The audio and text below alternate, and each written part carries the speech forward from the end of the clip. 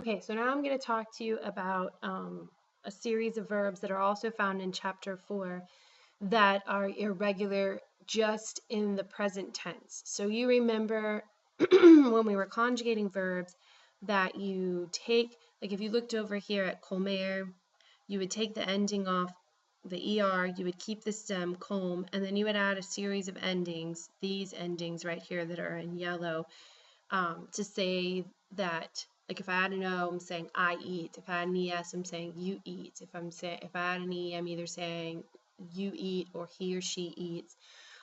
Or if it's an IR verb, I would get rid of the IR, have beeb as the stem, and then I would add the IR ending. So it would, if I added an O, I live. Yo vivo en High Point. Tú vives en High Point. You live in High Point. Él vive en High Point. He lives in High Point. Nosotros vivimos en High Point. We live in High Point. So if a verb is irregular, it means it doesn't fit that pattern. I've got to do something else to it. The first set that I had just talked to you guys about were stem changers, which meant that there was a spelling change, in the stem, that you made a change in the spelling of the stem before you added the ending. These guys, they have a change in the stem, but they're not called stem changers because they don't fit the stem changing pattern. They simply have a spelling change in the yo form.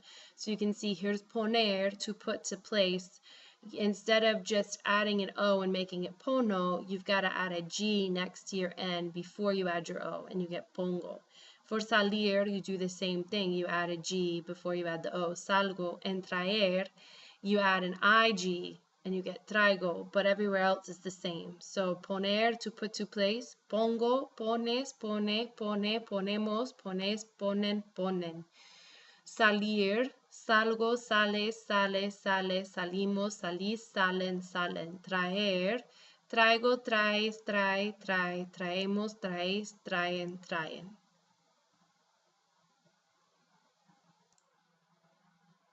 Also, before we do the practice, if we look at salir, salir gets used with a variety of prepositions. It can get used with day.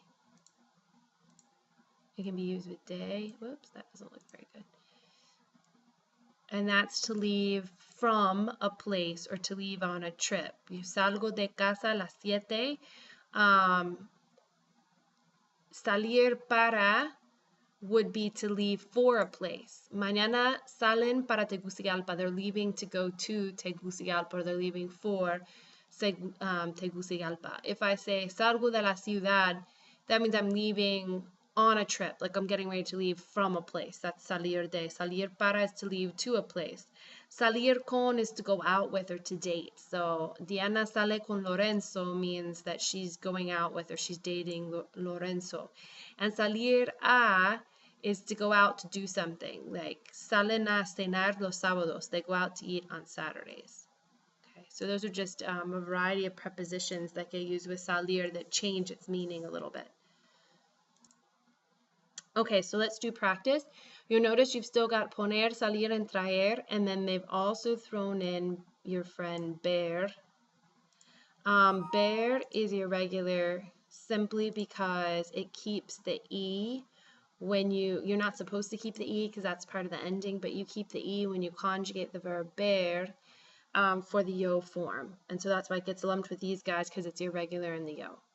Okay, esta tarde mi esposo Tomás, so it says complete the following paragraph about a business trip Clara is taking with her husband using the correct forms of logical verbs from the list below. You will have to use the infinitive form for one of them. So esta tarde mi esposo Tomás y yo blank para la capital del Salvador. So we're leaving for, so it'd be salir.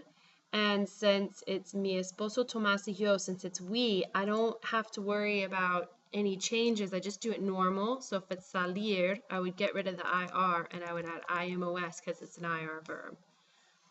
Which I can put. Okay, so the next one I have antes de blank, yo blank la guía turística y mi maleta. So before leaving, this is the one that I would leave in the infinitive form. Before leaving, I wouldn't conjugate, so I would stick salir in here. Oops. After antes de or después de, you always leave the verb in its infinitive form. Yo blank la guía turística, which would be the guidebook. So, and mi maleta, maleta is your suitcase, so I'm going to probably be putting it in there, so it's poner. And who is it that's putting it? It's I. I'm putting it there. I is how these verbs are irregular, so you're going to have to put that G and then the O, pongo.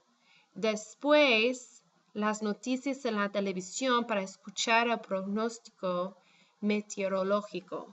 So afterwards, notice if you don't have the day, you don't have to worry with después and antes leaving the verb in the infinitive form. But afterwards, I watch the news so I can hear the weather.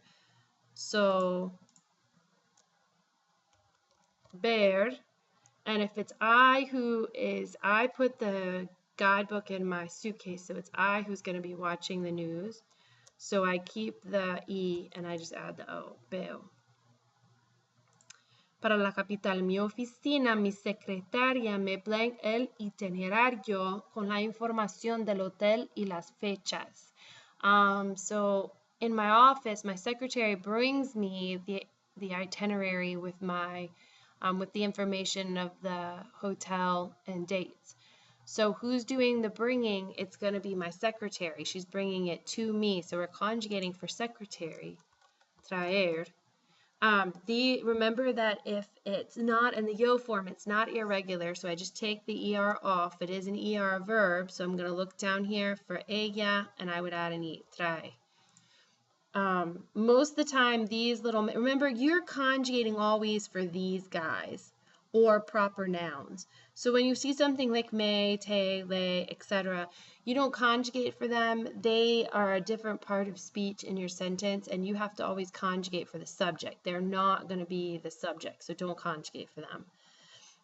Ella blank todos mis papeles en el maletín. So she probably put all my papers in my briefcase, which would be poner. Who's doing the putting? She is. It's not yo, so it shouldn't be irregular. I get rid of the ER. I look at the ER, though, over here for she, and I'm going to add an E, pone. Ahora todo está en orden para salir. Mi esposo y yo vamos al aeropuerto 2 horas antes del vuelo, before the flight. Desafortunadamente, cuando quiero pagar al taxista, veo que no blank dinero. So when I go to pay the taxi driver, I see that I didn't do what? Probably bring any money. Okay, which is traer.